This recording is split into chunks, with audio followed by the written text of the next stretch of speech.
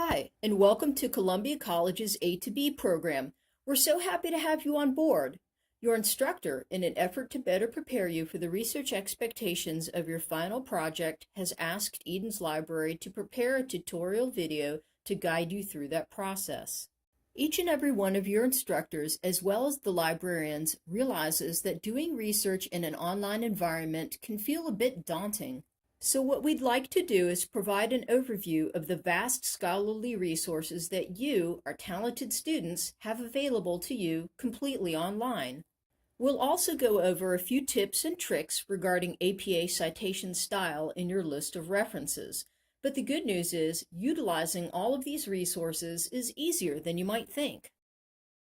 So, you have a final project which you must complete for this course, and Professor Brackett has asked that your annotated bibliography include no fewer than 5 sources. As you can see, the final project is composed of 4 parts. However, what we will be covering in this video will pertain strictly to the literature review portion, as this is where you are expected to perform a great deal of high-quality scholarly research. This research should consist of articles obtained from scholarly peer-reviewed journals. Let's have a brief refresher on what this means exactly. Peer-reviewed articles tend to be lengthier and more substantive than an article in a popular magazine. This article, as you can see, is 11 pages long. They are written by an author or authors with expertise in their field and easily identifiable credentials. The article itself is well structured and well organized. It's published by a reputable source. And there will be a long list of references at the end of the article. So, where do you find these articles? The library's online databases are a great place to start. To get to the library's website from Koala Connection under Quick Links, click on Library, or point your browser to libguides.columbiasc.edu/library. Then click the Databases tab, then the blue Go to A through Z List button. The library at Columbia College gives you access to well over 100 research databases. So how do you know which ones to use? Simple. Just click the All Subjects drop-down menu and select Communication, and a list of databases specializing in communication will come up. For purposes of your final project, we would recommend Communication Source, ABI Inform, and Academic Search Complete. When you click on the database name, you'll be taken to the off-campus access screen. Simply follow the instructions by entering your full Columbia College email address and password, and that should get you into the database. But if it doesn't, contact us and we'll see if we can get it resolved. This is the screen you should see once you've successfully logged in. But before you begin typing in your search terms, we would recommend you take a moment to explore some of the search limiter options. You'll definitely want to checkmark the peer-reviewed box. Sometimes you'll see the word scholarly used as well. Feel free to experiment with any other limiters, but keep in mind that you may want to start out with a broad search, then limit your search as you go along. We'll give you some pointers on how to do that. So now both the full text and peer-reviewed boxes are checkmarked. Let's talk about search terms. It's probably best to start out with a somewhat broad search term. We'll use public service announcements as an example. So I'm going to click search, and as you can see, at 241 there are quite a few results. You may wish to begin looking through the results right away, or depending on the number, if it's quite high, you may want to try and narrow the results so that your search can be more focused. There are a number of ways you can do this. Perhaps the most helpful are the search limiting tools available on the left-hand side of your screen. A particularly helpful one is the Subject Thesaurus Term and Subject drop-down menus. These can provide you with a helpful list of other similar related terms, and if you click on Show More, an even bigger list will pop up. The hit count refers to the number of articles within the original list of results, in our case 241, that deal with a particular aspect of your search.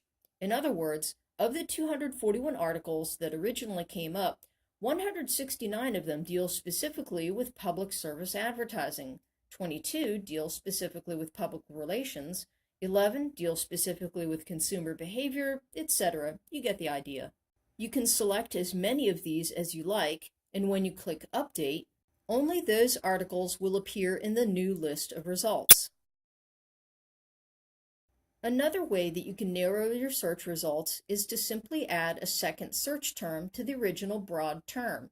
For example, if you know what aspect of the topic public service announcements you'd like to explore, you can add that term in the search box. As an example, we'll use the term smoking. So now we have public service announcements and smoking. Notice I've placed the connector "and" between our search terms. This is important because it tells the database we want articles that contain both search terms. In other words, we're being a little pickier, so it stands to reason that our results will be smaller in number, in this case 26. However, this smaller number means our results are more focused and likely to be more relevant. Now we can really begin in earnest to look through our results and see which articles will be most helpful. Let's have a look at this first article. Although we checkmarked the peer-reviewed box, you'll still want to look through the article to be sure that its characteristics align with those of a scholarly peer-reviewed article, which we reviewed earlier. Another thing you can do is click on the detailed record, and this will take you to one convenient screen containing a wealth of information about the article, including an abstract, which can be a tremendous time saver in determining the article's usefulness to you. Let's return to the full text of the article. You'll notice a number of helpful tools off to the right. You can probably guess what most of them do, but we'd like to draw your attention to two in particular: email and cite. When you click on the email icon, a box will open up allowing you to enter your email address, among other things. You can enter any email address you like. It doesn't have to be your school address. Also, notice on the right-hand side that you can select the citation format. Go ahead and click that, and from the drop-down menu, you can select APA.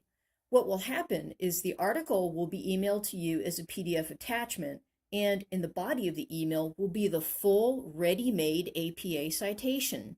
You can then copy and paste that citation into your bibliography. We strongly recommend that you email to yourself any article that you are considering using in your research and to store and organize your articles in a folder, whether that folder resides in your email, on a stick drive, or some other folder on your computer, whichever works best for you. You could even create a subfolder to keep all of your research materials in one place. The other tool we want to draw your attention to is the citation tool. When you click this icon, a box containing all of the major citation formats opens up.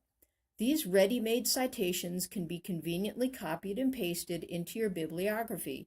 And don't worry, you're not violating academic integrity by doing so.